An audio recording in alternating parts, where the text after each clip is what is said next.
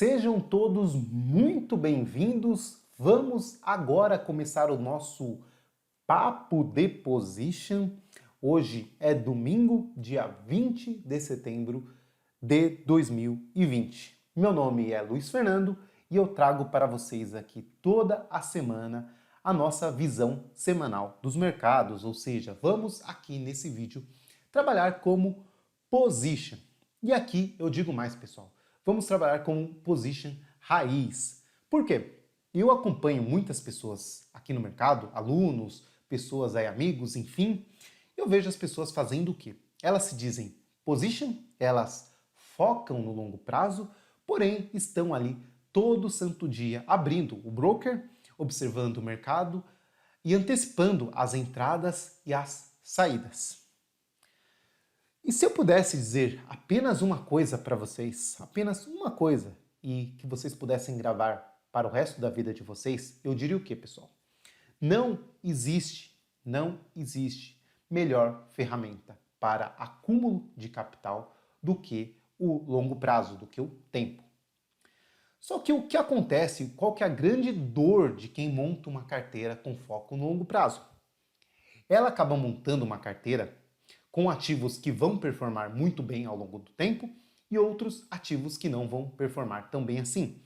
E ela espera que o quê? Que a carteira dela, os ativos que estão performando bem, vão compensar aqueles ativos que não estão performando tão bem assim. Porém, quando a gente observa o mercado como position, nós podemos selecionar para a nossa carteira ativos que vão performar bem e excluir aqueles ativos que não estão performando tão bem assim, ou que estão, como nós falamos aqui no vídeo, mudando a tendência. Então, esta é a visão que eu digo que é a visão do position raiz. Ele vai montar as posições, os trades dele, e vai tentar segurar essas posições por mais tempo possível, ou seja, vai tentar sugar dessas empresas a maior rentabilidade que ele puder. E quando o cenário mudar, quando a tendência mudar, ele simplesmente vai encerrar as posições. Mas isso não se dá em um dia, uma semana. Nós queremos buscar posições que duram aí cerca de meses ou até mesmo anos. Esta é a visão de um position raiz. Então, pessoal, deixem de olhar o mercado no diário, mudar as suas posições por um sinal que o mercado fez. Enfim, não façam isso. Não façam isso. Tentem, pelo menos na parte da carteira de vocês que foca ao longo prazo, permanecer o maior tempo possível em ações que estão se valorizando. Esta é a visão de um position. Para finalizar essa introdução aqui um pouco longa, vocês devem ter observado nas últimas semanas alguns estudos criticando muito a questão do day trade, ou seja, do indivíduo que busca ganhar dinheiro no prazo mais curto. E o quanto isso é difícil, ou seja, a maior parte das pessoas acaba perdendo dinheiro. Só que o mercado e as pessoas que tentam ganhar dinheiro no mercado, não operando, mas ensinando, e não há nada de errado nisso, visualizando essa dificuldade que as pesquisas e os estudos vêm mostrando, eu noto uma migração daquele indivíduo que vai falando de day trade, mudando aí para o swing trade e até mesmo falando de position. Só que é aquela visão meio curta de comprar uma ação hoje e vender amanhã, comprar uma ação nessa semana já vender na próxima semana. Não, pessoal, não. Pelo menos não é esta visão que eu trago aqui para vocês. É uma visão que não é para todo mundo. Sinto informar para vocês que não é para todo mundo, porque as pessoas querem operar, né? Elas querem comprar e vender ação e achar que isso é o segredo. E quando você mostra para uma pessoa uma posição que está há 2, 3 meses, que você vem falar no YouTube aqui de uma ação que está na sua carteira há um ano, isso não gera excitação, né? Não gera excitação do dia a dia, da comprar e vender. Então acaba sendo um assunto mais monótono. Mas eu digo com plena certeza para vocês que para 99% das pessoas o prazo de position focado no longo prazo é a única saída, ou pelo menos a principal saída, para buscar uma carteira mais rentável, tá? E é disso que nós vamos falar neste vídeo de hoje. Esta é a visão de position, pessoal. Esta é a verdadeira visão de position. Continuando, este vídeo aqui está dividido em 4 partes. Diante do cenário atual, pessoal, diante das situações que nós temos no mercado, e a situação difícil que o mercado vem passando, eu decidi fazer algumas alterações no cronograma aqui do nosso vídeo, dando um pouco mais de peso para a visão macro. Então aqui nós vamos falar agora, além do que nós já trazíamos antes, que era olhar o mercado nacional, o mercado internacional, vamos observar também o juro, vamos observar também aí os índices setoriais, tá? Eu quero trazer uma visão um pouco mais abrangente para vocês. Eu trago para vocês na segunda parte do vídeo a minha carteira e os ativos que vocês podem notar o quê? Eu montando a minha posição aqui, como eu vou comentando com vocês a cada semana. E o porquê que eu trago isso, pessoal? O meu principal objetivo com esse vídeo é mostrar, provar para vocês que é possível sim ter um desempenho acima da média, movimentando muito pouco a sua conta de ações, então, ou seja, comprando e vendendo muito pouco. E com esse intuito eu mostro a minha carteira e como ela vai se movimentando a cada semana. Então, eu comento um ativo que estava no meu radar na semana passada e vocês podem observar se esse ativo está performando como eu havia comentado ou não. Na terceira parte eu trago os destaques, então os ativos que me interessam de alguma forma ou outra para posições na próxima semana. E por último, e aqui mais uma novidade desta semana, pessoal, na verdade essa novidade aqui vai vigorar para a próxima semana, que é o quê? Vou trazer para vocês os pedidos, então era uma cobrança antiga de muitas pessoas aqui que seguem o canal, o quê? Ter a oportunidade de fazer algumas solicitações de ativos e na próxima semana eu vou abrir lá no Telegram uma caixa de preenchimento para vocês poderem fazer os pedidos de vocês dos ativos que vocês possam ter interesse. Então eu vou trazer também essa visualização dos ativos que vocês vão solicitar lá através do Telegram. E aí então nós montamos aí esse vídeo através de 4 pontos distintos, né? Então eu vou também deixar agora aqui na descrição o exato tempo onde cada um desses tipos começa. Então aqui quando começa a visão macro, quando começa a análise dos meus ativos, dos destaques e, por último, dos pedidos. A última novidade que eu quero citar para vocês é o quê? Vou também começar a olhar os BDRs, pessoal. Então, sim, agora que os BDRs estão acessíveis aí para o grande público, eu acho que faz todo sentido também olhar esse tipo de ativo, tá? Então, vou também olhar aí nos destaques os BDRs. Bom, então, tendo essa grande introdução aqui do nosso vídeo, vamos para o que interessa, né, pessoal? Vamos aqui observar o Ibovespa. E vocês devem ter notado lá na chamada do vídeo o quê? Que nós temos aí um sinal de alerta no nosso mercado que, na verdade, já havia sido dado na semana passada. E do que eu estou falando, pessoal? Eu estou falando deste sinal aqui que o Ibovespa vai apresentando nesta semana. Ou seja, notem que nessa semana nós tivemos o quê? Nós tivemos um candle que chegou a subir muito forte, chegou até a quase violar a máxima do candle da última semana, tá? E esse seria um sinal bem positivo para o nosso mercado. Porém, notem o que aconteceu, pessoal. Notem o que aconteceu. Nós temos aqui, apenas observando este candle, nós podemos notar o quê? Uma grande força vendedora entrando no mercado. Uma grande força vendedora entrando no mercado. Notem aqui essa sombra superior que nós temos neste candle, tá? Fechando praticamente na mínima da semana, que foi também a mínima da semana passada, ou seja, notem aqui o mercado mostrando muita força vendedor, ou seja, todo mundo que tentou apostar aqui na compra se sentiu muito desconfortável durante a semana, tá? Eu até comentei com vocês na semana anterior que o quê? Não achava difícil e não descartaria a hipótese dessa semana nós observarmos aqui um candle essa semana fazendo esse tipo de movimento aqui, ó. Deixa eu tentar pegar aqui. Deixa eu apagar e colocar de novo. Um candle fazendo esse movimento, ou seja, um candle comprador que engolfaria todo esse candle aqui da semana anterior. E o mercado quase fez isso, quase fez isso, se não fosse o movimento vendedor do final da semana, aí da quinta e da sexta-feira. De fato, pessoal, de fato, nós estamos observando nessas últimas 2 semanas uma força vendedora muito relevante no mercado.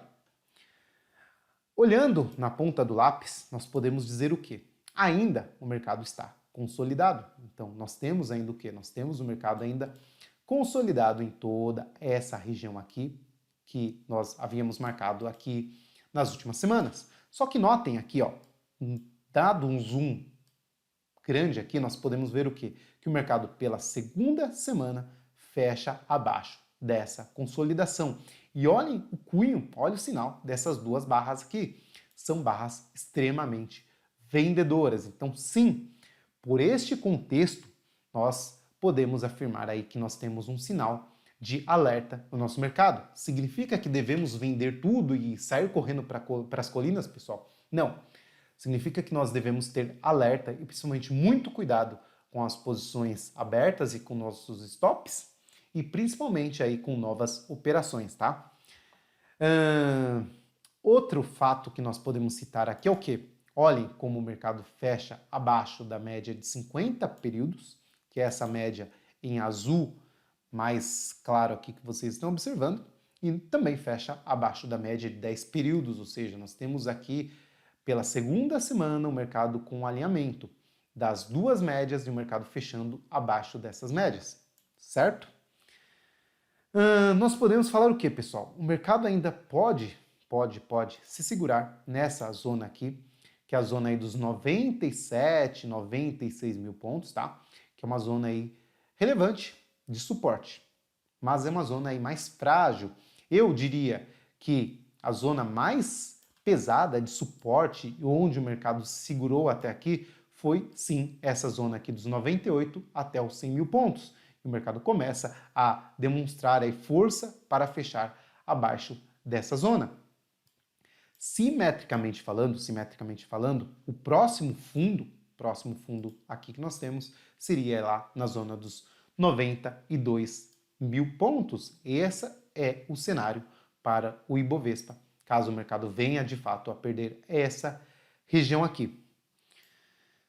Pessoal, falando em fractais, como eu falei na semana passada, eu ainda vejo o mercado fazendo um desenho como esse daqui, ou seja, uma consolidação com um cenário mais arrastado aí de baixo, ou seja, o mercado vai fazendo aí zigue-zagues descendentes, mas com pouca força. Porém, notem que nesse cenário aqui, o mercado nunca perdeu a média de 50 períodos. E aqui nós temos o quê? O mercado já perdendo a média de 50 períodos. Ou seja, começando a colocar muito desconforto com quem acreditou e comprou aqui o mercado nesta região aqui de preços, tá? Então, a partir do momento que essas pessoas começarem a acionar os stops, deve trazer mais força vendedora para o mercado.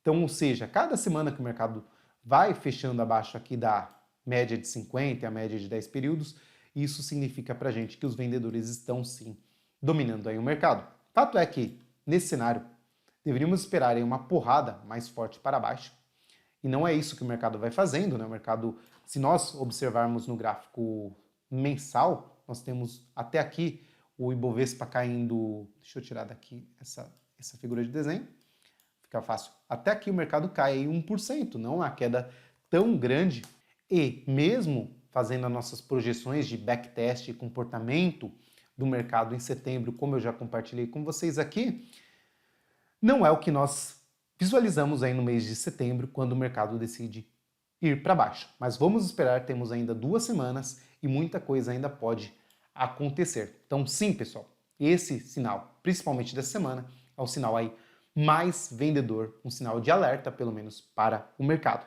tá?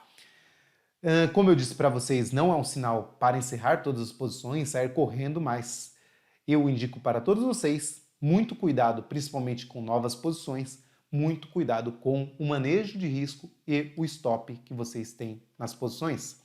Poderíamos até fazer o que aqui, pessoal? Nós poderíamos aqui desenhar um canal conectando este topo e aqui essas mínimas. Aqui nasceria um canalzinho de baixa, tá? Opa! Dentro do Ibovespa, o mercado tenderia a buscar essa região aqui dos 95 mil pontos, tá? Essa é a visão para o Ibovespa. Por enquanto, essa semana vai colocando aí mais água no chope de quem acreditava aí numa nova alta, pelo menos aí para as próximas semanas, sinal ainda bem baixista para o nosso mercado. O que não é corroborado pelo quê, pessoal? Nós não temos a confirmação, principalmente aí no índice de small caps, porque notem nessa semana o mercado dentro das small caps ainda permanece consolidado. E aqui começa a criar aí toda a complexidade que nós vemos no mercado atual. Notem aqui que o índice setorial aqui de small caps não dá o mesmo sinal aí do Ibovespa, tá? Então, enquanto o Ibovespa vai aí perdendo as suas mínimas, aqui nós temos ainda uma lateralização bem fácil de ser vista no small. Olhando aqui, nós podemos observar o quê? Vamos observar o que? Os índices setoriais. Então, eu quero falar com vocês do IFNC. E notem aqui como esse índice que é o índice financeiro, né, pessoal? Que tem um peso bem relevante no Ibovespa, faz o que essa semana? Nós temos aqui dentro do IFNC o mercado perdendo essa zona de suporte, tá? Já havia perdido na semana passada, essa semana confirma o sinal dado, tá? Então aí praticamente os bancos, seguradoras, enfim, demonstrando bastante fraqueza.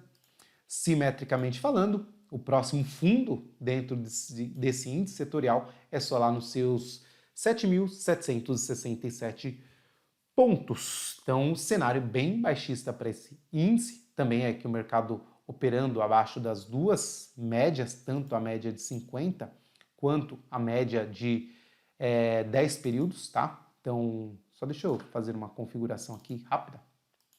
Beleza? Tá certinho.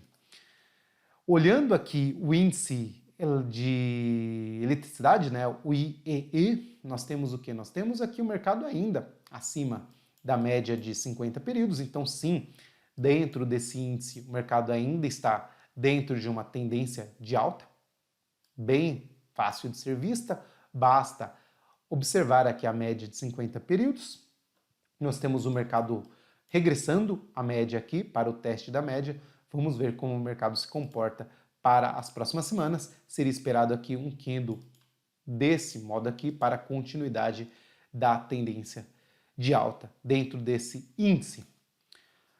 Passando aqui para o índice industrial, nós temos aqui o mercado ainda também dentro de uma tendência de alta, inclusive ameaçando romper esse topinho aqui, que foi marcado nos 20.700 pontos.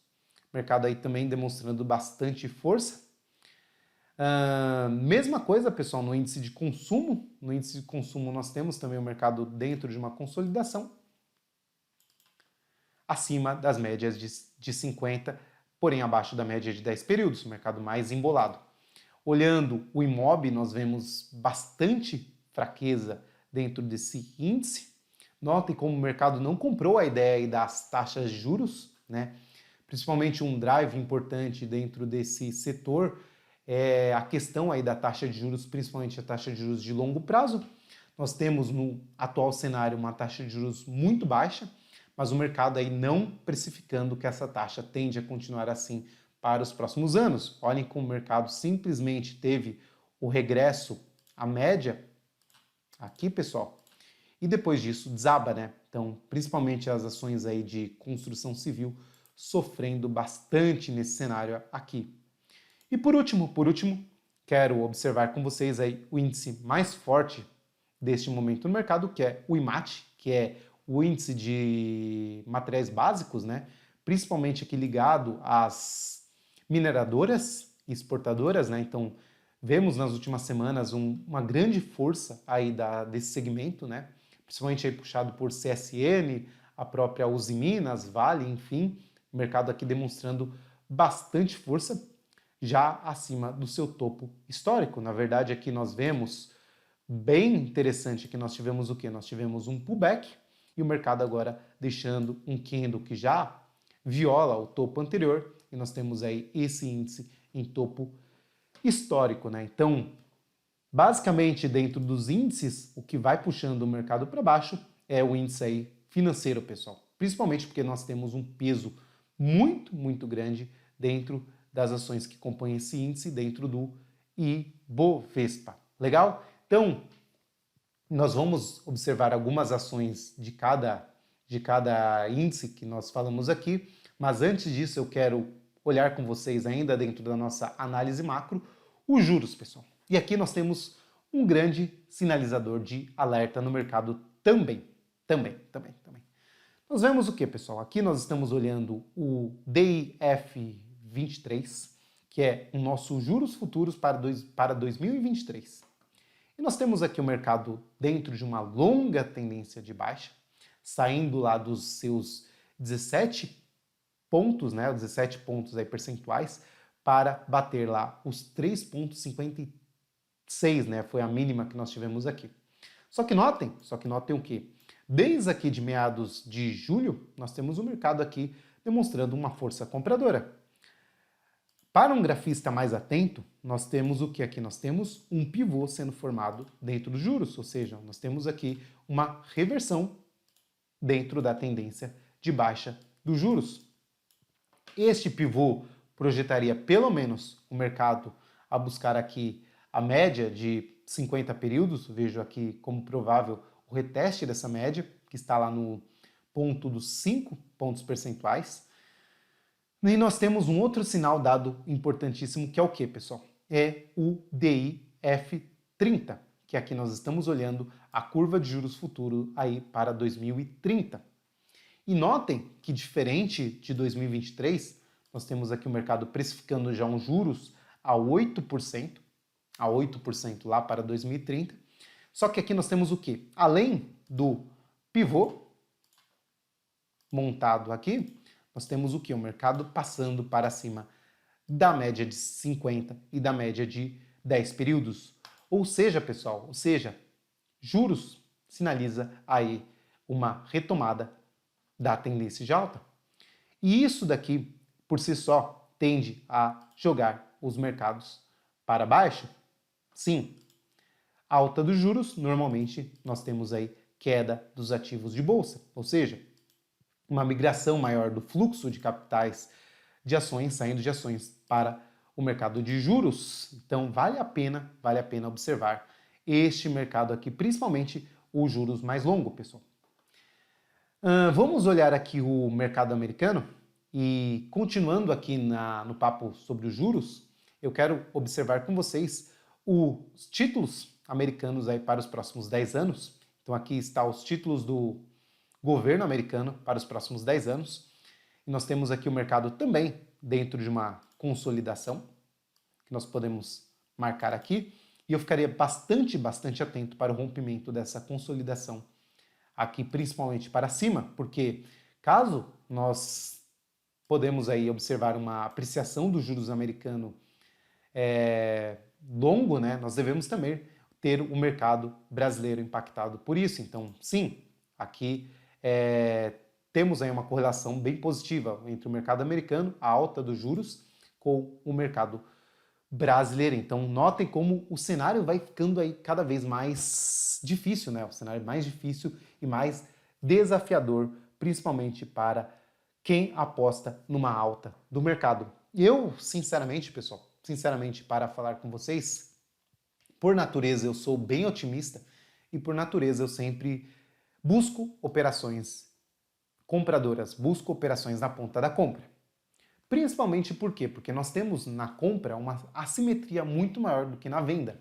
Eu vejo que operar na venda, a gente tem um risco muito maior do que na compra.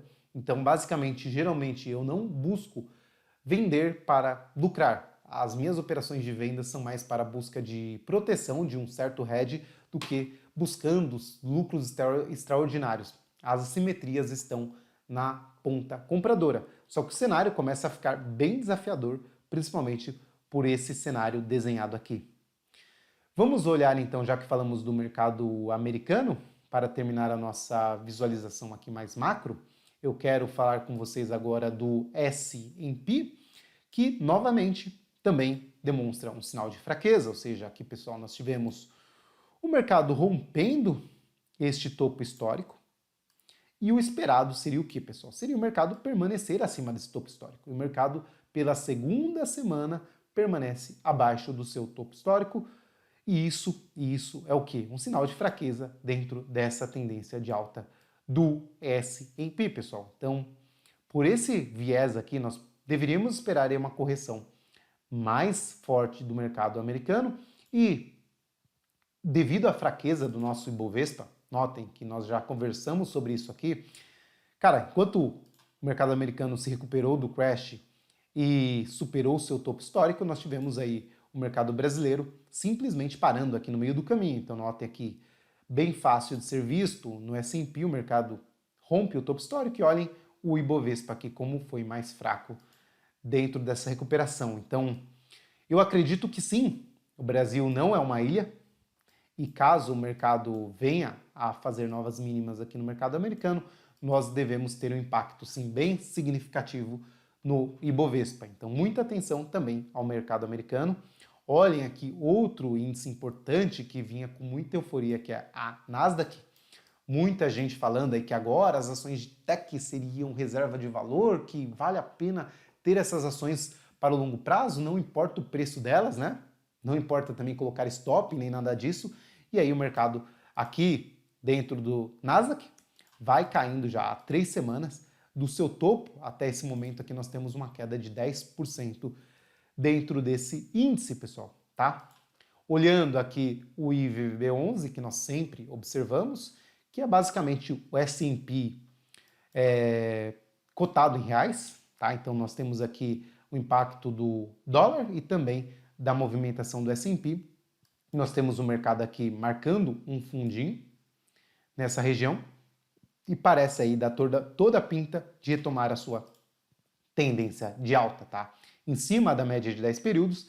Então vejo também com muitos bons olhos aqui esse ativo, tá, pessoal? E por que que esse ativo demonstra esse candle aqui, que vocês notam aqui, que nós temos aqui um candle aí comprador essa semana, porém olhando o S&P nós tivemos o que? O mercado caindo. E essa alta vem basicamente do dólar, pessoal. Então, semana passada eu desenhei com vocês esse canalzinho aqui e notem como o mercado respeitou esse canalzinho aqui, deixando um candle bem comprador.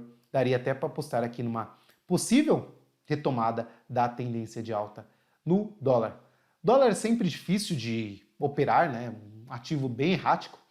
Para a pessoa mais detalhista, nós poderíamos o quê? Nós poderíamos pegar esse canal e até trazer ele para cá. Então, eu conectaria este fundo com este fundo aqui e notem como ele fica mais próximo aqui de conectar este topo com este topo aqui. Vamos ver se o mercado na próxima semana segue a movimentação altista. Então, aí observamos aqui uma visão bem ampla do índice setorial, do Ibovespa, do Small também, né, pessoal, do mercado americano. Então aqui eu trago para vocês como nós podemos montar o nosso viés mais macro e as atenções que nós devemos ter aos índices e aos mercados. Para terminar a nossa análise, a nossa análise macro, eu quero observar com vocês aqui os ETFs de diversos países, principalmente observando aqui o EWZ, que sente essa região aqui, que foi este fundo marcado nos 31 dólares e 54 centavos. Para quem não sabe, o EWZ replica nosso Ibovespa praticamente em dólares. Esse ETF é negociado lá nos Estados Unidos.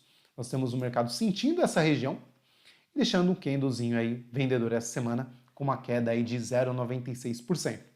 O mercado ainda trabalha dentro dessa linhazinha aqui de tendência de alta, porém demonstrando aí bastante fraqueza, não acompanhando outros ETFs de outros países.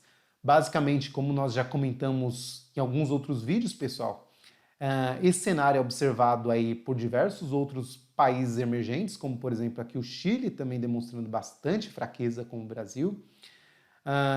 Peru até demonstrando mais força, mas também sentindo a média de 50 períodos aqui e não evoluindo. Diferente dos outros pares, nós temos a Índia aí sim demonstrando mais força, já em tendência de alta. Colômbia demonstrando a mesma fraqueza do que o nosso mercado. Propriamente também a Rússia, mesma coisa, né? Um cenário mais fraco, ainda em tendência de baixa. E aqui a China como grande destaque, praticamente buscando novamente romper o seu topo histórico. Então sim, o mercado chinês demonstrando bastante força.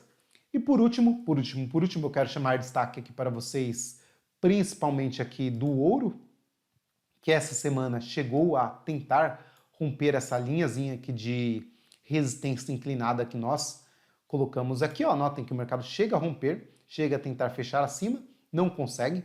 Bastante atenção para a próxima semana aqui, principalmente no rompimento aqui da máxima deste candle, deve trazer bastante força para este ETF, que é aí o ETF negociado no mercado americano, é o GLD, que se expõe basicamente ao ouro, pessoal. Dentro da prata, ainda continua acompanhando aquela flâmula que o mercado vai desenhando aqui. A expectativa é bem grande para o rompimento dessa região aqui dentro da prata. Nesse momento eu não vejo nada a ser feito dentro desse ETF. Então, aqui acabamos só a primeira parte do nosso vídeo, então notem quanto conteúdo a gente já trouxe aqui até agora. Uma visão bem densa aí dos mercados, né, pessoal? Então, vale reforçar o sinal de alerta e a espera, principalmente, de um sinal comprador aqui do Ibovespa que não aparece. Então, os sinais são bem relevantes para uma conduta mais cautelosa no nosso mercado. Vamos então agora ir para a nossa segunda parte do vídeo e eu quero agora observar com vocês as ações que eu tenho em carteira. E eu trouxe aqui para vocês todas as ações. Então vamos agora observar as ações em carteira. Eu quero trazer para vocês primeiro a VEG.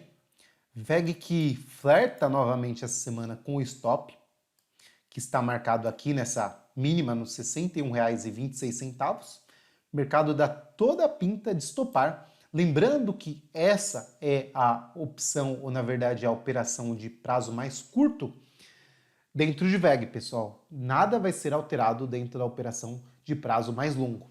E novamente, eu recebi até essa semana uma pergunta, o porquê que eu tenho as operações curtas e as operações longas, e até mesmo, muitas vezes, as operações mais curtas são iguais às operações mais longas. Então, por exemplo, aqui em VEG, eu tenho a operação curta e a operação longa.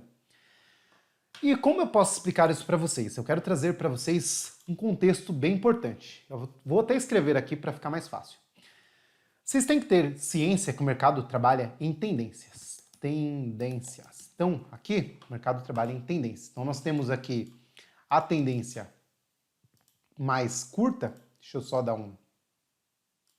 Aqui, então, nós temos o que, pessoal? Nós temos uma tendência... O mercado se desenvolve em tendências... Cadê o raio do texto aqui?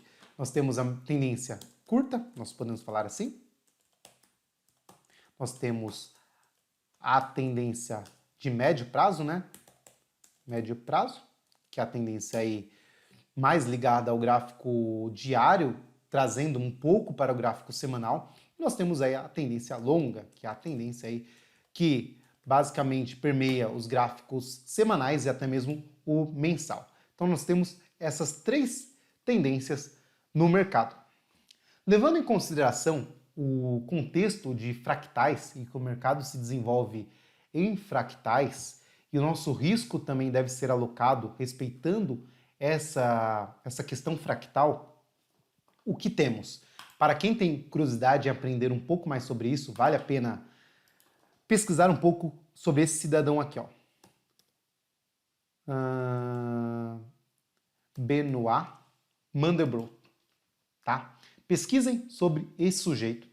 É um sujeito aí bem relevante que trouxe a questão do manejo de risco com relação aos fractais.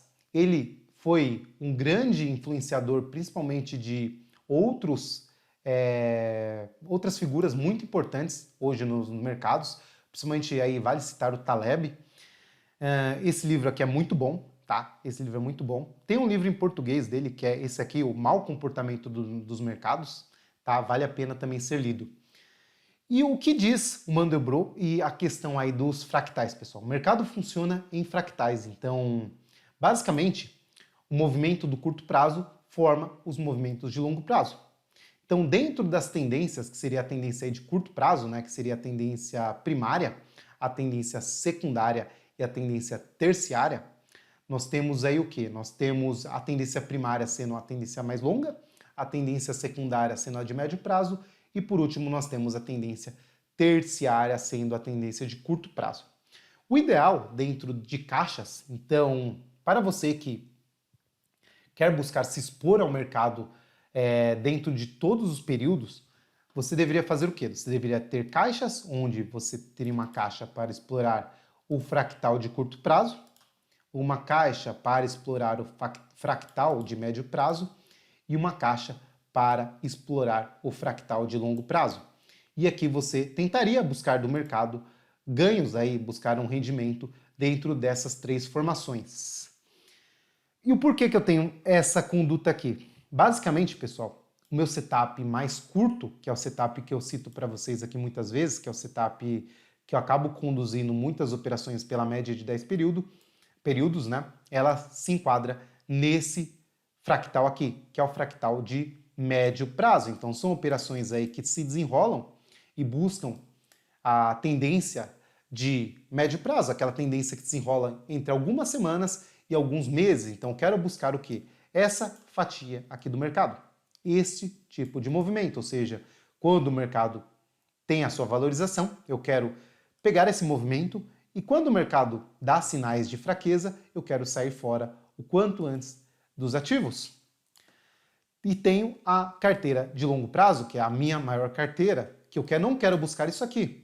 Não quero buscar isso aqui, ó. Não é o meu intuito buscar isso aqui. Eu quero buscar isso daqui, ó.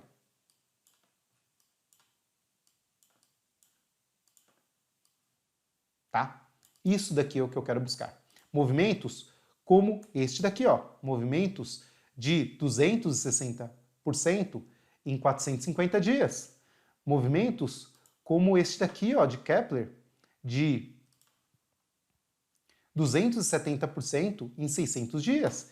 Esse tipo de movimento que eu quero buscar dentro do setup de longo prazo, tá? Então, esse tipo de situação, pessoal, esse tipo de tendência é a que muda o capital de vocês. É você conseguir identificar um ativo como o Camil, que nós já vamos falar mais detalhadamente agora, e pegar uma movimentação como essa daqui, de 93% em menos de um ano. Você pegar um ativo como Sinqia e pegar uma movimentação como essa daqui, movimentação de 280% em 500 dias. Ou até mesmo uma movimentação como essa daqui de TOTUS, de cerca de 200% em 600 dias. É isso que muda o capital de vocês, é isso que vai mudar o jogo de vocês. Não é buscar esse tipo de situação aqui, nem esse tipo de situação. Não são as tendências de curto prazo, nem as de médio prazo que vão mudar o capital de vocês, mas sim a tendência de longo prazo, tá? E aí você pergunta, tá, Fernando, mas por que que você opera então as tendências de médio e curto prazo? Porque dentro de um setup como esse, um setup de longo prazo, você vai ter uma situação conhecida por todos os investidores chamada de drawdown, ou seja, quando o ativo marca sua máxima e quanto que ele corrige até o seu próximo fundo. E para quem quer, pessoal, buscar situações como essa daqui, situações como essa daqui, tá? Não tem segredo. Você vai ter que suportar períodos corretivos de cerca de 40%. Você vai ter que suportar períodos corretivos, como o Banco Inter fez aqui, ó, de cerca de 60% ou até um pouco menos, tá? Você vai ter que suportar isso. Só que o grande problema é ter toda a sua carteira vinculada a isso, toda a sua carteira com drawdown de 50%, 60%. Você tende ao quê? A simplesmente largar, a jogar a toalha quando isso acontece. Jogar a toalha quando isso acontece. Este é o maior drama, esta é a pior situação de quem é holder, de quem segura as ações para o longo prazo. Simplesmente essa pessoa vai ver o capital dela, pelo menos uma ou duas vezes a cada 10 anos, ser reduzido em 60% a 70%. 60% a 70%, e vai ter que lidar com isso. Só que a nossa cabeça não lida bem com situações como essa, e o estresse e o apelo emocional que isso tende a causar é muito difícil. Ou seja, resumindo essa história, pessoal, quando eu tenho caixas mais curtas, eu acabo fazendo o quê? Eu acabo reduzindo o meu drawdown, porque enquanto essa caixa aqui está sofrendo o seu drawdown, essas outras caixas aqui tendem a estar arrancando fatias mais curtas do mercado e até mesmo reduzindo o drawdown dessa carteira de longo prazo.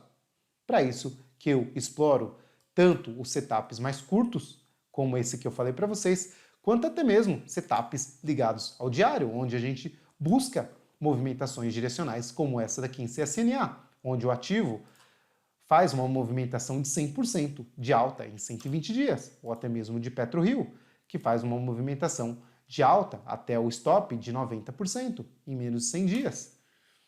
Um ativo novo que eu estou colocando na minha carteira de curtíssimo prazo, tá? É JHSF. Movimentações, como nós podemos ver aqui, de 160% em 58 dias, tá? Então, esse tipo de modelagem que eu busco para dentro da minha carteira. Claro que aqui nós estamos falando de uma modelagem mais sofisticada, uma modelagem mais difícil de ser implementada, até mesmo por quem está começando, mas se eu fosse dar uma dica para quem está começando agora, eu focaria apenas na carteira de longo prazo, que é aí o famoso Position Raiz, tá? Bom, explicada a questão dos fractais, explicada a questão aí da mutação das carteiras no curto e no longo prazo, concluindo aqui então o VEG, pessoal, VEG então ameaça dar stop na posição mais curta, mas eu sigo aqui na posição mais longa em VEG sem nada a ser feito. Notem, para o meu stop em VEG, na posição mais longa, tem um stop aí de 24%, tá? E isso você tem que saber lidar com esse tipo de situação. Vamos agora então falar de SLC3, que é mais um ativo que eu tenho em carteira. SLC3, nesse momento, pessoal, nós temos nessa semana uma alta de 8,43%, o que prova o que eu acabei de falar para vocês. SLC3 era um ativo que eu não estava botando muita fé, porque o ativo ficou basicamente de lado esse tempo inteiro. O sinal de compra foi dado aqui, ó, nesse ponto. O ativo chegou a evoluir por 2 semanas, deu stop, tá? Pelo modelo mais curto, e aí eu segui apenas com o meu setup mais longo. E essa semana o ativo rompe essa região e dá toda a pinta de ir buscar agora o topo que está aqui, nos R$ 27,33. O que prova, pessoal, que a gente deve ter muita paciência com os ativos. Muita paciência com os ativos. Tem mais outros ativos que essa semana fizeram a mesma coisa. Vou falar com vocês de Eneva. Eneva foi um ativo que me estopou na operação mais curta aqui, nos R$ 47,39. Ficou uma semana aí em queda novamente e essa semana faz uma movimentação de 8%. 8%, voltando para praticamente quase o seu topo anterior. Toca esse canalzinho aqui de baixa que nós marcamos, que dá toda a pinta por esse candle deixado aí de ser o quê? De nós temos aqui uma bandeira, pessoal. Uma bandeira depois de todo esse cenário de alta. Vamos ver nas próximas semanas como Eneva se comporta. Eneva, que é uma das minhas grandes apostas aí, principalmente para o longo prazo, por causa dessa simetria que vocês estão vendo aqui. Então vejo com muita atenção, vejo com muito carinho Eneva, pessoal. Vejo com muito carinho Eneva. Vamos ver nas próximas semanas como esse ativo se comporta, tá? Mas basicamente ele está só na carteira de curto prazo. Voltando aqui então, vamos falar de Shu. Shu, que olha lá, mais uma vez ameaçou romper aqui essa região de consolidação e agora faz novamente um candle que volta para dentro dessa região. Então aqui nós podemos interpretar o quê? Nós podemos até falar que este ativo está trabalhando com o quê? Com um possível alargamento, que nós temos o quê? Nós temos aqui o ativo fazendo máximas maiores e fundos menores. Então, um possível alargamento aqui dentro de Shu. Nada a ser feito nesse momento. Vamos falar agora de Localweb. Localweb que nessa semana faz um inside bar, tá? Então temos aqui a semana um sidebar dentro de Localweb. Localweb eu vejo como quem busca uma operação de qualquer forma dentro desse ativo poderia ter trazido o seu ponto de start para cá, que não foi ativado essa semana. Agora seria aqui válido o start na mínima desse candle, ou seja, buscaria o papel violar essa máxima aqui e retomar a sua tendência de alta. Não vejo nada demais nessa semana em Localweb. Eu vejo o ativo sim consolidando após 1, 2, 3 semanas de alta. O ativo faz 2 semanas de queda. Vale bastante atenção para a superação aqui do topo nos R$ 68,71, tá? Parece que não, mas é um ativo bem volátil. Então aqui vale a pena ter atenção no manejo de risco. Olhem lá. Temos até o próximo fundo do seu topo, ao fundo, ponto aí de 21% em Localweb. Então, ativo bem volátil mesmo, pessoal. Bastante atenção com este ativo aqui. Indo para o próximo ativo, eu só notei agora aqui que não está aparecendo meus indicadores. Eu vou colocar aqui novamente, calma aí. Deixa eu colocar aqui rapidão o estocástico. Deixa eu colocar aqui também o volume. Nem me toquei que eles não estavam aparecendo. O volume estava até, deixa eu apagar aqui esse daqui e colocar para baixo. E este daqui vem para cá. Boa. Aí ficamos agora com os dois indicadores. Aqui. Aí. Bom, pessoal, Kepler. Kepler nada a ser dito essa semana. Segue aqui emboladaça. Lembrando que em Kepler eu só tenho minha operação de longo prazo. Respeita esse fundo aqui, tá? Então Kepler volta a testar essa região, respeitando, ainda continua dentro daquele contexto que eu falo para vocês que é o famoso retângulo em topo. Vamos esperar aí o rompimento dessa região em Kepler. Bom, falando do próximo ativo, eu quero trazer para vocês a BTOW3. BTOW3, pessoal, mostrando bastante fraqueza. Nós temos, na verdade, dentro de essas ações ligadas ao setor de consumo, tá? Demonstrando bastante fraqueza. Olhem aqui, meu primeiro stop na posição mais curta em BTOW3 foi aqui, nos R$ 109, o ativo cai aí há 2 semanas, tá? Do topo até então, nós temos aí uma queda de 26% em BTOW. Mesma coisa nós podemos ver em Via Varejo. Via Varejo também demonstrando bastante fraqueza nesse momento. A única que permanece com mais força nesse momento é a Magazine Luiza. Nós temos o que? Dentro de Magazine Luiza, nós temos o ativo ainda se segurando acima da média de 10 períodos, tá? E até mesmo fazendo um inside bar essa semana, demonstrando bastante força, tá? Eu comparo sempre, eu gosto de olhar também as ações do Mercado Livre, que é o Mercado Livre, né? Que é a principal concorrente aí do Magazine Luiza dentro dessa nova etapa da empresa.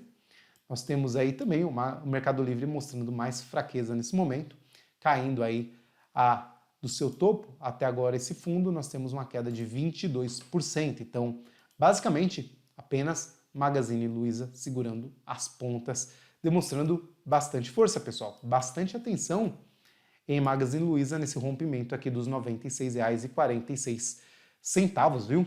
Bastante atenção nesse ponto. Bom, falamos aqui, temos um stop essa semana. Sim, temos um stop essa semana. O stop foi dado em Banco Inter, pessoal. Banco Inter ameaçou romper aqui nessa região.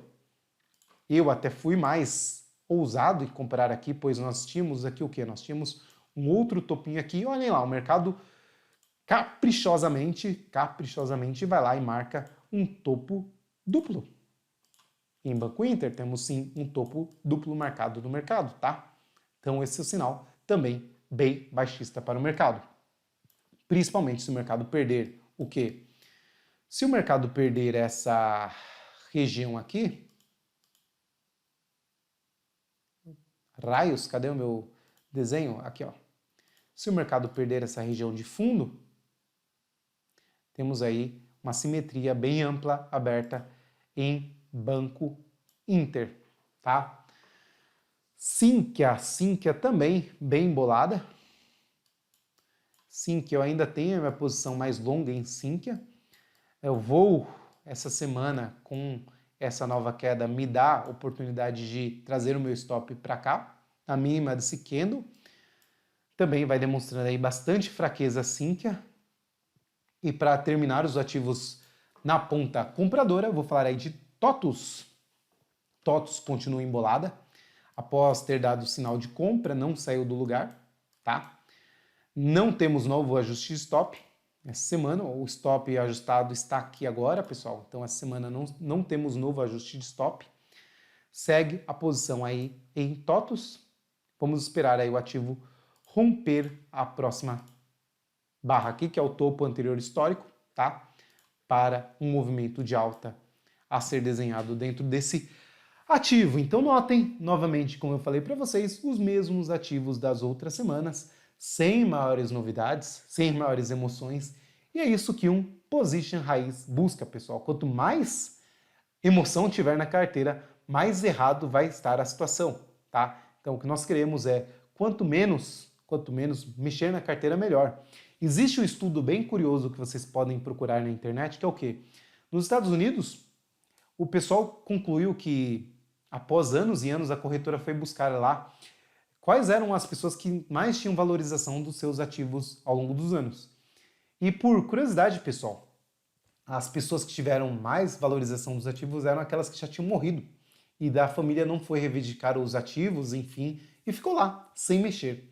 Porque cada mudança que você faz nos seus ativos, você vai ter o famoso custo de fricção, né? O mercado tirando uma parte do seu lucro com custos de corretagem, emolumentos, imposto de renda. Então, cada vez que você mexe, você está ficando um pouquinho mais pobre. Então, sua estratégia tem que contemplar, além de tudo, essa questão da fricção. Então, quanto mais você mexe, quanto mais você tenta fazer o overtrading, né, que é sair comprando e vendendo indiscriminadamente, mais você está correndo esse tipo de risco e até mesmo essa questão de depreciação do seu capital. Bom, então, terminamos aqui. Não, falta uma que até trouxe um conteúdo especial para vocês hoje. Esse vídeo de hoje vai ficar longo, hein? Esse vídeo aí, segurem que o vídeo de hoje vai longe. Bom, pessoal, Camil essa semana também foi um dos destaques, subindo 3,86%, chegou a subir mais, chegou a se valorizar mais 3% do ponto atual, rompendo novamente topo histórico, e vocês sabem um tanto que eu já falei de Camil aqui no canal. Falei já bastante de Camil aqui para vocês, tá? Camil é uma empresa bem sólida, uma empresa que eu vejo ainda com bastante potencial. E até mesmo eu resolvi trazer aqui um conteúdo diferenciado para vocês no vídeo de hoje, que é o quê? Quer incluir nesse tipo de conteúdo que nós já debatemos aqui, um conteúdo mais denso, ou melhor, um conteúdo que pode ser utilizado para os próximos meses ou ano, um conteúdo que não seja tão perecível como o vídeo de position, pois o vídeo de position, daqui 1 ou 2 ou mais 3 semanas, esse vídeo acaba perdendo um pouco do valor. E o que eu vi nas últimas semanas, pessoal, com relação a Camil? Muitas pessoas atribuindo a Camil um ativo para ser defensivo, principalmente com a alta do arroz que nós vimos nas últimas semanas. Mas será que isso procede? Para entender este comportamento, nós devemos observar gráficos como este aqui. Bom, pessoal, não é mais surpresa para ninguém que boa parte dos nossos itens mais básicos de consumo vem sofrendo aí uma forte apreciação nos últimos meses. Um dos vilões da vez foi o arroz, que tomou boa parte aí do noticiário das capas de jornais do nosso país. Mas a pergunta que fica é: será que essa valorização desses preços veio para ficar ou é mais uma questão momentânea? Para entender essa dinâmica, vale a pena observar gráficos como este daqui. Vocês estão vendo na tela o gráfico do índice futuro de arroz negociado lá nos Estados Unidos. E notem como a apreciação desse item não veio de hoje, né, pessoal? Nós temos aqui desde lá de fevereiro de 2019 esse ativo se apreciando de uma forma muito forte. Na verdade, se nós pegarmos desse fundo aqui até o topo marcado em junho de 2020, nós tivemos uma apreciação de mais de 135%, o que é muita coisa. Porém, notem que nos últimos meses aí nós tivemos uma depreciação desse ativo, voltando ao patamar de preço parecido lá com o final do ano passado, mais precisamente aí com o mês de outubro de 2019. Este é um componente que sim empurra a cotação desse ativo, principalmente aqui no Brasil e também em outros países. Mas não só isso. Nós precisamos observar também esse dado aqui, ó, que é o consumo entre os países do arroz. E notem como o Brasil só figura como o 10º colocado entre o país que mais consome arroz no mundo, perdendo de longe para os mercados como o mercado chinês ou até mesmo o mercado indiano. Porém, vale a pena a gente falar que sim, o Brasil é um dos players importantes no consumo de arroz e até mesmo na produção de arroz, principalmente aqui na América do Sul. Notem que aqui está o gráfico da exportação de arroz, os países que mais exportaram arroz no ano de 2019, e o Brasil figura lá em 9º lugar como um dos países que mais exportaram arroz. Mas boa parte, pessoal, da nossa produção de arroz é utilizada para consumo interno. E aí começa também um grande problema. Primeiro que nós temos no mundo uma forte demanda de arroz, uma crescente demanda de arroz. Então notem que ao longo dos últimos 10 anos a demanda da população por consumo desse item só aumenta e a produção brasileira vem meio que estagnada aí nos últimos 2 anos. E para entender essa dinâmica, nós precisamos observar um outro gráfico, que é este gráfico aqui, ó, que nada mais, nada menos é o gráfico do dólar, pessoal. E o dólar, desde lá de dezembro de 2019 até aqui, tem uma valorização aí de 34%. E como isso impacta aqui a produção e exportação de arroz pelo Brasil? Simplesmente porque até então o mercado nacional era suprido aqui pelos produtores nacionais, que conseguiam produzir e vender a sua mercadoria aqui no nosso mercado. Porém, notem que um dos principais consumidores de arroz no mundo é a China. E, basicamente, com o real se enfraquecendo no mundo, nós tivemos o quê? O arroz se tornando um produto muito barato para exportação. Então, o mercado olhando o arroz brasileiro como um produto muito barato para ser comprado. Isso fez o quê? Uma forte demanda de outras praças, outros países a comprar arroz brasileiro, tornando aí o quê? Uma deficiência, um déficit aí de produção com relação ao suprimento do mercado nacional. Não à toa que na última semana o governo brasileiro fez como medida o quê? Reduzir aí para zero o imposto sobre importação de arroz, ou seja, agora o Brasil está necessitando trazer essa mercadoria de fora para suprir a sua demanda nacional e contornar aí os nossos preços, ou seja, quando nós vemos uma valorização, uma apreciação da moeda como o dólar frente ao real como essa, começa a trazer uma forte também, como podemos falar, uma discrepância entre o consumo interno e o consumo externo, fazendo o produtor a preferir exportar o seu produto do que vender para o mercado nacional, trazendo aí um descasamento entre a oferta e a demanda no mercado nacional. Bom, basicamente, para os próximos meses, nós podemos esperar o quê? Com as medidas do governo, que foram as medidas aí de zerarem o imposto para importação, E também a queda que nós vimos lá no outro gráfico, que foi este daqui, do preço do arroz, nós podemos sim esperar uma estabilização ou até mesmo uma queda no preço deste ativo. Vale a pena citar também que, por ser um item de consumo básico, pessoal, este item é bem impactado pela demanda de consumo das pessoas, que vem sofrendo um forte impacto dos auxílios que o governo vem fornecendo para a população mais carente aí do país.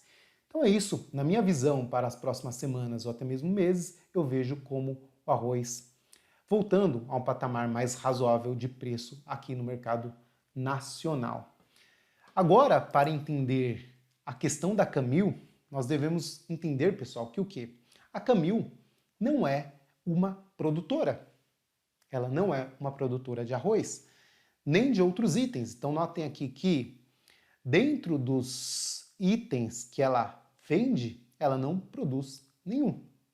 Ela não produz nenhum, ou seja, ela também é impactada pelo preço do arroz do produtor. E aqui vocês podem ver com muita clareza isso. Notem aqui que aqui está nesse gráfico embaixo o que? O preço do arroz no mercado e o preço do arroz negociado pela Camil. Então notem aqui que o que a Camil faz, na verdade, para vocês entenderem melhor, ela acaba comprando o arroz do produtor, ou até mesmo feijão e outros itens como açúcar, ela acaba processando esse item, empacotando, distribuindo e fazendo uma campanha de marketing. Ou seja, ela tira um item que é um item de commodity, um item aí que tem um valor parecido de vários fornecedores, criando uma marca para esse item e ganhando em cima disso. Então, ela, de fato, não é um ativo que tende a segurar ou se valorizar apenas pela escassez do arroz. Ela sim sofre com esse item também, pessoal. Então, aqui está bem claro, como ela deixa claro isso aqui no relatório dela, que olhem aqui que, principalmente, o arroz é um item impactado pelo PIB, então, ou seja, quanto menor o poder de compra das pessoas, mais impactado esse item é, então as pessoas deixam de comprar esse item e migram para outros itens. Fato é que isso pode impactar também o arroz, porque se o arroz continuar muito caro, as pessoas tendem a migrar para outros itens, como até mesmo macarrão, batata, enfim, e deixar de consumir tanto arroz, tá? E ela também sofre muito com a relação dos preços no mercado. Então, ela, notem que tem uma correlação bem parecida. Quando o preço sobe, ela acaba repassando o preço para o consumidor final. Só que ela pode ser sim impactada pela diminuição aí, na verdade, do consumo das famílias desse item. Então, deixando bem claro para vocês com relação a Camil, não é um ativo que nós devemos buscar compra simplesmente porque o preço do arroz está subindo ou não. Para quem busca compra nesse ativo, deve buscar fundamentar a sua compra em outros itens de análise e não só porque o preço do arroz está subindo ou não, porque isso impacta também a venda desse ativo, a venda desse item pela Camil. Bom, pessoal, então aqui terminado aí o conteúdo sobre Camil, para terminar aí os meus ativos, eu quero trazer para vocês os ativos que estão posicionados aqui, na verdade, os ativos que eu estou posicionado para venda, pessoal. Então vamos lá. Eu quero começar falando aqui com vocês de CVC, que foi startada a venda essa semana. Eu vou até deixar mais grosso aqui essa linha para vocês poderem visualizar. Não era isso que eu queria. Aqui e cadê? Aqui. Ué, tô tomando um baile aqui da ferramenta. Aí, achei. CVC, pessoal. CVC foi uma venda startada aqui. Essa semana temos o que? Temos o teste dessa região que foi rompida. O mercado testa essa região aqui e não desfaz o sinal. Porém, novamente eu vou citar para vocês que eu não gosto da venda, eu me sinto até meio desconfortável em vender, porque, pessoal, é comum nós vermos o quê? Quando o ativo vai caindo assim 2, 3, 4, 5 semanas, muitas pessoas acabam procurando comprar o ativo porque acreditam que o ativo está num ponto bom de compra, porque ele está barato. Isso traz uma demanda compradora para o mercado, acaba acionando o stop de todo mundo que vendeu e temos o famoso short squeeze, quando os vendedores têm que correr para fechar a sua posição e isso traz um movimento de alta no mercado. E dentro da simetria, pessoal, nós não temos uma simetria que vai nos dar aí numa venda 300, 400% como numa compra. Então, essas vendas aqui servem mais como hedge e proteção do que propriamente como buscar aí uma valorização no longo prazo, tá? Fiquem bem cientes disso. Basicamente, para quem tem posições de venda nesse mercado atual, eu ficaria bastante atento, principalmente aos stops, para não sofrer aí uma pressão compradora e ter que fechar o ativo com um prejuízo muito grande, tá? Então, tem CVC na lista. O próximo ativo que eu ainda estou vendido é a Braskem, que não saiu do lugar. Fato é que nós temos aqui 3 semanas de lado. Isso demonstra uma certa força compradora nesse ativo, tá? Eu entendo que se o movimento de baixa tivesse que acontecer, já deveria ter acontecido há mais tempo, tá, pessoal? Então demonstra bastante fraqueza também. E o último, que foi um ativo que eu startei a venda essa semana, é a Cogna, pessoal. Sim, Cogna, essa semana esse ativo cai 2,98%. Foi executada a venda na mínima desse candle aqui, que eu vou deixar também para vocês, mais destacado. Só um minuto. Aê. Então aqui temos essa venda startada. Também, pessoal, mais uma forte observação. Muita atenção para quem tem esse ativo vendido, porque notem que o ativo cai aí há muitas semanas e não seria de surpreender o ativo fazer um movimento de alta, assim como esse aqui de 30% de alta em uma semana. Então vejo como mais arriscada uma venda nessas circunstâncias, tá legal? Então, mas sim, segue aqui o jogo, venda foi acionada, próximo alvo aqui para a Cogna, só lá nos R$ 4,23. Uma queda bem forte é esperada desse ativo. Bom, agora então eu quero falar com vocês aqui dos destaques. Primeiro destaque que é também na venda é a ABC, Banco ABCB, que estava posicionado no meu ponto de venda aqui, não foi acionado essa semana, fica também ativado para a próxima semana. Também é um ativo que demonstra muita fraqueza. Eu leio como esse rompimento aqui que foi dado pelo mercado. O mercado chega essa semana a fazer um sidebar. Vamos ver se na próxima semana o mercado segue aí a força vendedora dentro do banco ABCB, tá? Mais um ativo que chama a atenção para a venda, pessoal. Sabesp aqui, Sabesp, um ativo que está caindo há 1, 2, 3, 4, 5, 6, 7, 8 semanas. Temos a semana aqui um candlezinho verde, que dá aí toda a pinta de uma possível barra que pode ser ignorada. O start da venda seria neste candle aqui, e alvo também, pessoal, para esse ativo, eu vejo também só o alvo lá nos R$ 36, então dá uma boa relação de risco-retorno dentro de Sabesp. Notem como o mercado vai demonstrando mais fraqueza, os sinais de venda vão aparecendo. Lembram que eu falei com vocês sobre os riscos de se vender? Aqui eu deixei gravado 2 exemplos para mostrar para vocês. Primeiro, pessoal, MYPK3. Cheguei a falar de uma venda com vocês aqui, nesse candle, que seria tomada a posição de venda caso o mercado fosse abaixo dos R$ 11,29. O mercado não foi lá, não acionou a venda. E olhem o que o mercado faz na próxima semana, que foi essa. Uma valorização de 14%. E, cara, eu ficaria muito desconfortável se não tivesse estopado aqui, tá? Mas quem estava vendido e não estopou aqui está acumulando aí um prejuízo de mais de 10% do seu ponto de stop. Então, por isso, a gente deve ter muito cuidado com posições na venda, pessoal. Muito cuidado ao vender no mercado. Falando aqui de Ambev agora, olhem outro ativo aqui que vinha também há 1, 2, 3, 4, 5, 6, 7, 8 semanas em queda. Essa semana faz uma movimentação de 6,23%, que basicamente só vai lá, toca a média de 10 períodos, mas sim aí também demonstra uma certa força desse ativo. Nós podemos até em Ambev traçar esse contexto aqui, ó, conectar esses fundos e traçar esse canalzinho dentro de Ambev, tá? Alvos, então, em Ambev seria buscar lá a máxima do canal, lá nos R$16,97 em Ambev. Chama atenção aqui o ponto de sobrevenda do estocástico, então seria assim, aí de presumir aí talvez um repique dentro da tendência de baixa em Ambev.